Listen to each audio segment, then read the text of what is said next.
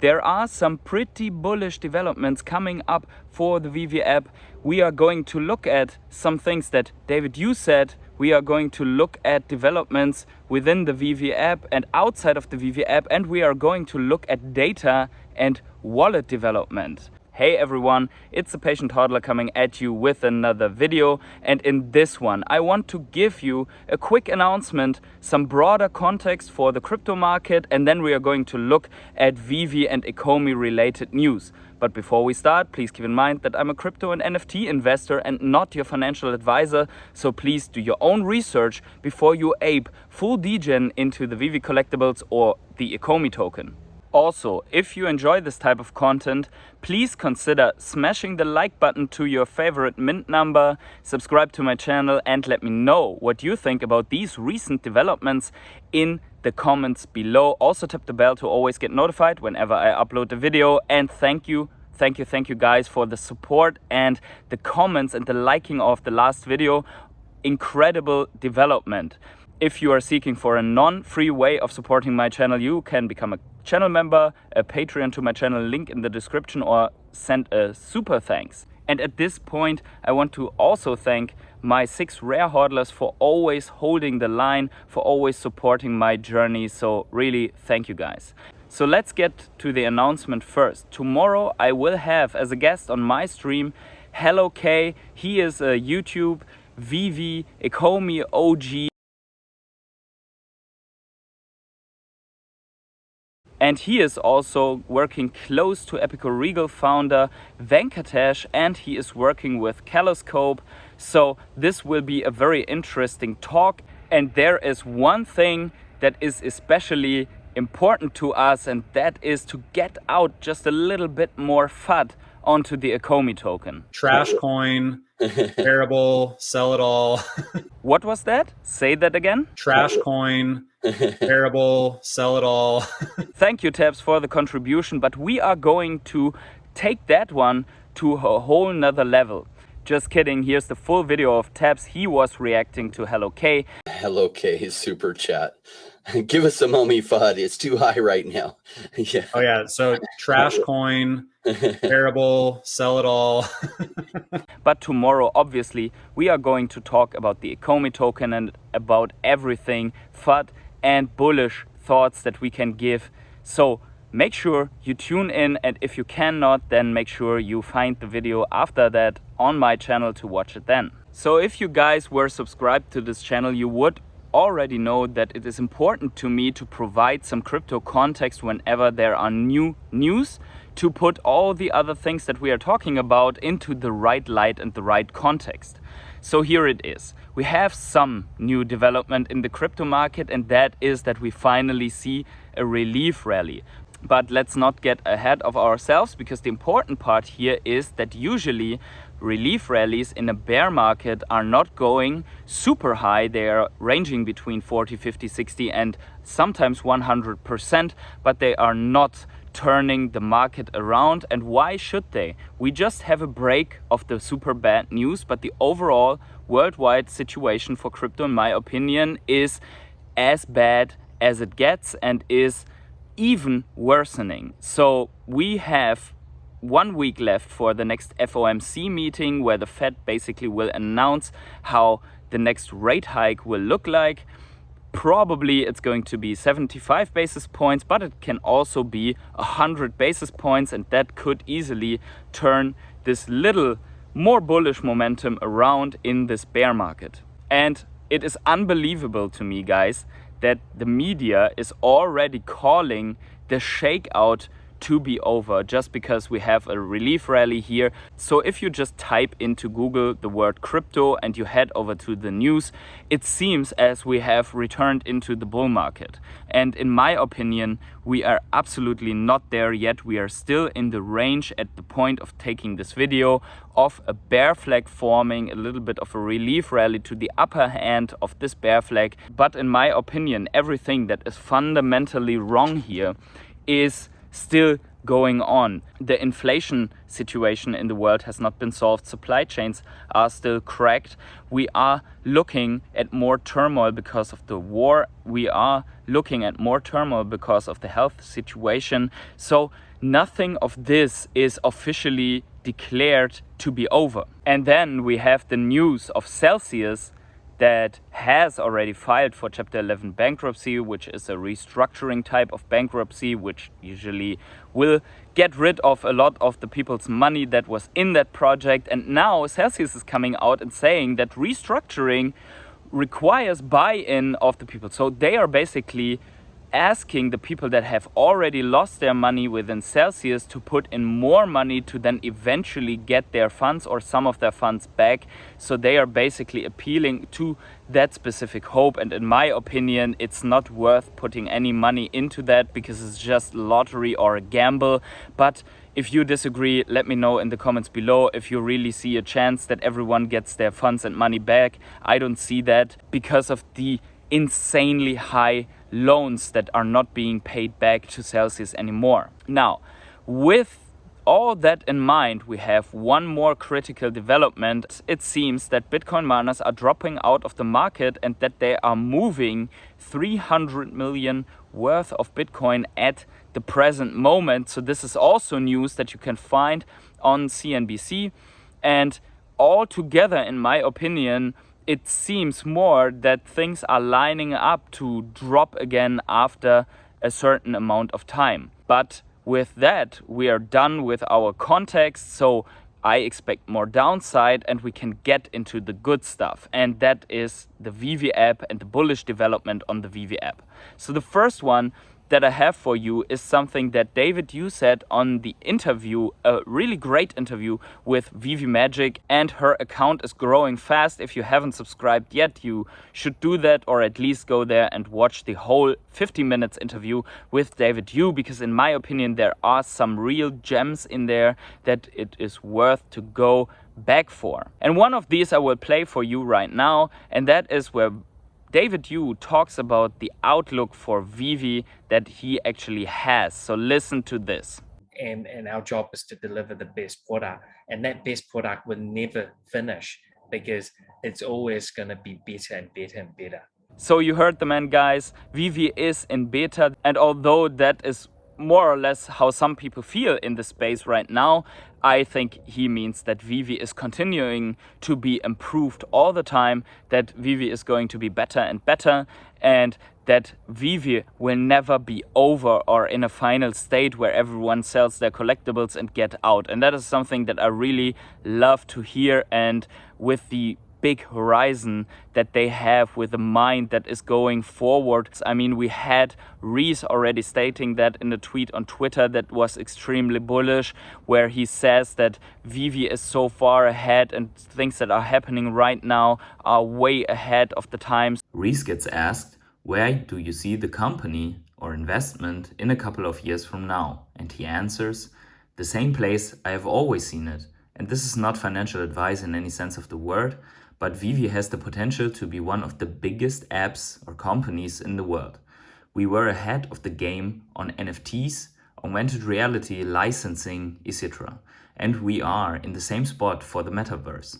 Of course, these things take years to play out, and the technology for what we all expect in the metaverse barely exists. But investments always take time to realize the potential, especially when we have to navigate and build in this entirely new industry. All the licenses that we are seeing right now on the app, they have been put together with Disney, with all the other licensors years ago. So David says in this interview that they were talking in 2017 already with Disney, and discussion took a number of years. We were discussing in different parts of Disney Corporation and slowly moving into where we are today. Release it's definitely, I think a lot of people probably think, maybe we picked up the phone and we go, hey, would you like to do this digital NFT business with us? I mean, it took a lot of education, a lot of door knocking, a lot of meetings, and a lot of convincing. it was very, very hard in 2017, 18 when we first approached Disney. And once again, we've just been continuously moved around in different parts of the organization. When we finally got the nod, the hardest thing was we could not announce it. That they had to fight and to invest a lot of time to be heard and to close the deal finally. And when they closed the deal, they couldn't even get out with this to celebrate it with us. So that is all something that we can hear in this interview. And by the way, guys, I said this several times and I just have to say this again here. There must have been something in 2017, a license, an idea, something to look at, which they could show at a sales pitch like this at Disney, which they could show to executive, to decision makers, to really commit to Veve as the brand and the project where Disney would launch the key releases and their NFTs. It's not that Veve is releasing whatever side NFT on the Veve app. They are releasing Mickey First Appearance, Walt Disney First Appearance. They are releasing Steamboat Willie. They are releasing many key NFTs from their main brand and also from their sub-brands Marvel, Disney, Pixar, and so on.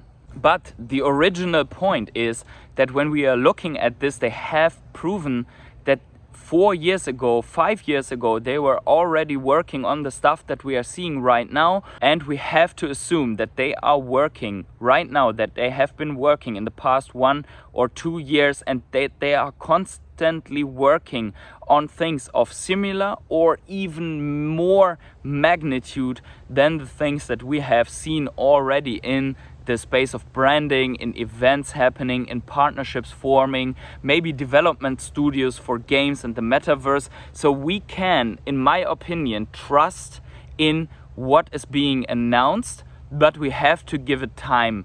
We can see that if they had announced in 2017 that they are working on a Disney partnership, imagine the outcry in the community in 2018, 19, and 20, even in the beginning of 21, you said Disney was coming. So we have to give these things time, and by now we see that things that are being announced, they are coming. It just takes more and more time. But my original point was that we see that they are constantly seeking to make the app better. So which hints can we find where the app is probably going to be better and better? And we have seen right now the release of the Webapp with, yes, KYC and cash out, but there could be another turn to it, and that is pure speculation right now, but we are seeing some things in the app that point to it. And that is that they are probably getting ready to release a game that, in my opinion, can include car NFTs on the app. So the first one is you want to have it usable on a computer because racing games are way better on console and computer. And maybe there's even a way to make it accessible on the console. The second part is that all the car collectibles have seen some kind of rework, either with drivability or in terms of their appearance like the Ecto. And the third one is that we heard, I remember on a previous AMA, you guys mentioned that there may be a new medium coming. So I know we have collectibles, we have comics. Is that still in the plans? Is it going to happen this year, or is it something further down the line? Yeah, we do have a new product vertical coming out, and we'll be announcing that in the coming weeks, which is pretty much centric around the web app. So yeah, please do just give us a week or two to get this together. And then when we're ready, there would be a new vertical coming to the app that we have not seen right now. That it's probably gaming NFTs. He didn't say that, but they were asked at another point whether they would seek also to cooperate with games, and they said that they are already working on getting the licenses for gaming NFTs. So in my opinion, what they could do is to build a racing game where you can use all the car collectibles within the Veve app right now, and this could serve them as something that they can show to the current licensors, but also to future licensors that are about to sign a contract and need some extra motivation. So they can actually prove how their collectibles, their 3D collectibles and animated collectibles interact with a game, with a specific web app. So in my opinion, although this is pure speculation, but all in all, I'm more bullish than ever on the Veve app, and it is getting better right now. So we have some more data coming from the YouTuber ViveFox, this time on Twitter, and she has put out a table of the wallet development over the last months. And this needs some explanation to really be fully understood. So here it is. Every month displays the number of wallets that have made their first acquisition, be it a drop or on the secondary market. The first ever item being moved into that specific wallet. Now, this doesn't mean that the wallet was created, so the account was created on that specific date or in that specific month, but it means that this account was empty until that specific month. The other detail on this specific table is that it only displays the number of wallets for each month that are still active within the last 30 days. So for example, the 3,000 wallets that are displayed in April, these are only the 3,000 wallets that have made their first purchase in April and are still active today. This gives us the specific insight that half of the 89,000 active wallets at this point of time were created in December or before, and the other half during the last 7 months. And I think this is very interesting to see, and also we can see that there was 2 months of very low wallet creation and still active wallet creation, but since then it is constantly increasing, and I'm already looking forward to the numbers that we are going to get for the next months, because I think they are constantly increasing right now with the events like DesignerCon. We have seen in the last video that 135,000 people are usually attending the San Diego Comic-Con that is starting tomorrow, and also we have DesignerCon coming up in September already. So Veve is going to go on all these events and probably creating more influx of then active collectors and wallet users, and that in itself can benefit the market and the market prices, in my opinion. Now finally, with regards to the Ecomi token, we have seen a price increase. In my opinion, this will not be sustainable. I have explained it in my previous video why I think that it is not sustainable. So if you haven't seen that one yet, please go back and watch that as well. But what we have reached is 65 billion Ecomi tokens moved to the Burn wallet already, and considering that there might be somehow mechanic coming for the Ecomi token that moves Ecomi from the circulating supply into the reserve wallet, this is always a good thing to look at. So we are closing in on the 200 billion Ecomi token mark in the reserve wallet, and therefore we could actually go below that level in the next month or so, depending on how the Ecomi price will be at this time and how many drops we are going to see. So to close this out, don't forget to tune in to tomorrow's stream with Hello K. Let me know some questions for him if you cannot attend in the comments below under this video already. If you can attend, I hope to see your questions tomorrow in the live chat at the stream. And wherever you are on this world, have yourselves a great morning, evening, day, night or afternoon. Get off of your computer and app from time to time and go out into beautiful nature, calm your mind, relax, and see you in the next video.